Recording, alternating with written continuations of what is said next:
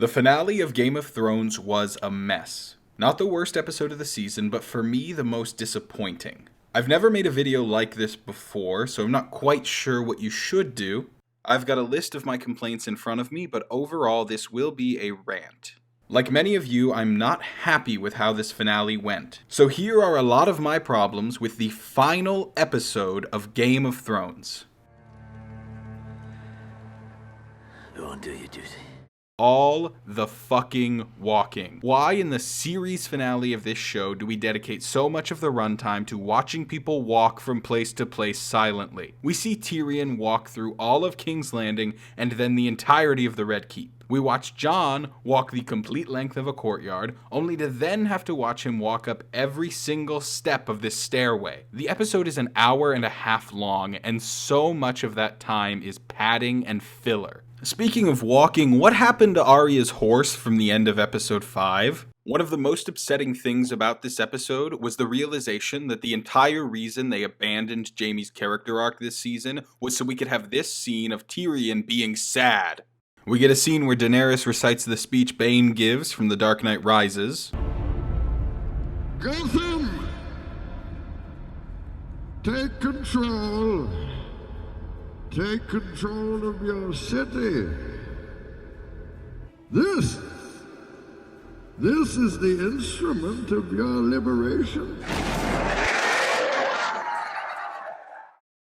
And I know a killer when I see one. Thank you for the insight, Arya. None of the rest of us could tell. Did you learn that in assassin school?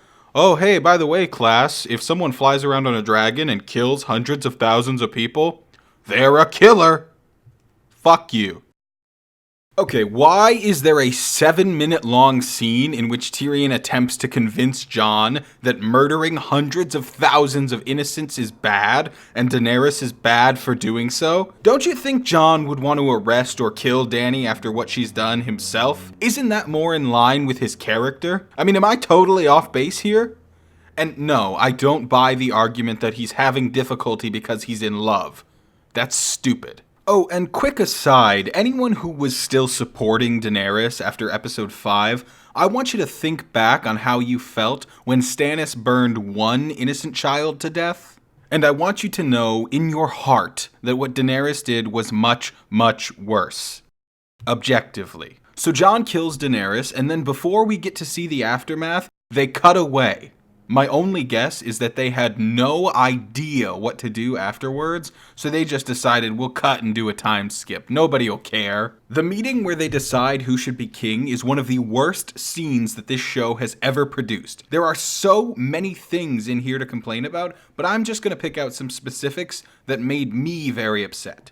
Fuck Grey Worm. Jon Snow is not a criminal, but Grey Worm sure as fuck is. Let's make a quick list. He attacked surrendered soldiers, murdered innocents in the streets, condoned and supported Daenerys' actions, and summarily executed prisoners. There is no reason to compromise in regards to Jon's freedom. The Unsullied cannot stand up to the Northmen, Vale Army, and whoever else would be grateful that Jon killed the person who just burned hundreds of thousands of innocent civilians. Then, Jon isn't even mentioned as an option for king.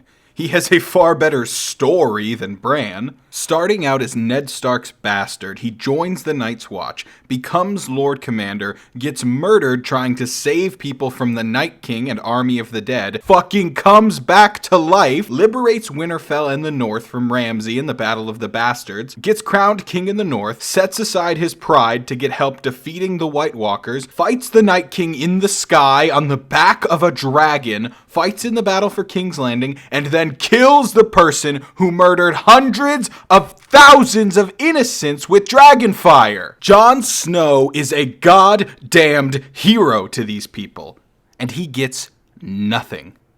Not even a mention. Not from his brother, not from his sisters, not from his best friend, nothing. Even though everyone at this meeting is alive because of him.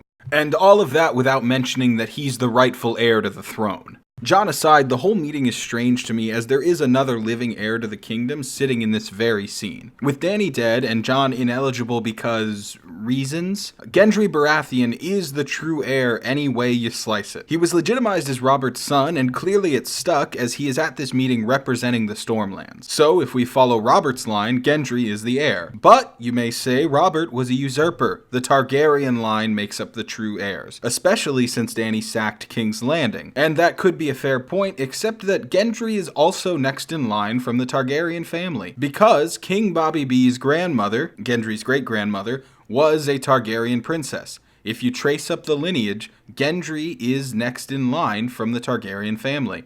Another thing I didn't like in this scene was that Edmure Tully was made into a cheap joke. That character has been through a shit time. Weird to make a joke about it, but I guess that's a microcosm of the whole season, isn't it? The endings felt like a bad ripoff of Return of the King. What's west of Westeros?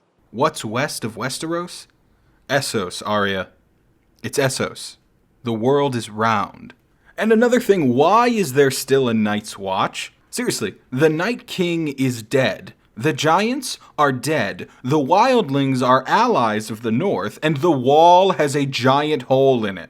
What are they guarding against? Is the Wall just a prison state now? And can't Jon just go south of the Wall and be pardoned by Sansa, seeing as she's queen in the North, which is now its own separate kingdom? Am I fucking crazy? What is this shit? Also, doesn't it kind of feel like both Sansa and Bran traded Jon to get power? Alright, let's talk about the small council. This feels like a scene from a different show. The way everyone says each other's names and titles and refers to themselves in the third person, it feels like a scene out of a sitcom where they say everyone's names and titles so the live studio audience can hoot and applaud. Whatever. Why doesn't Bran stay for the meeting? Wasn't part of Robert being a shit king the fact that he didn't attend these meetings? The Song of Ice and Fire book was completely unearned. So in episode 3, we take Brienne of fucking Tarth, who, may I remind you, won Renly's tournament and joined as Kingsguard, defeated the Hound in open combat, killed Stannis Baratheon, and fought the army of the dead, and we turn her into a sobbing,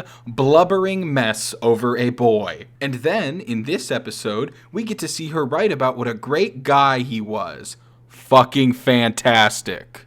I'm sure I could go on and on, but being mad is tiring. It feels good to throw this out into the void of the internet. It's cathartic in a way. Alright, I'm gonna go sleep now. At least Ghost got a pat before the end.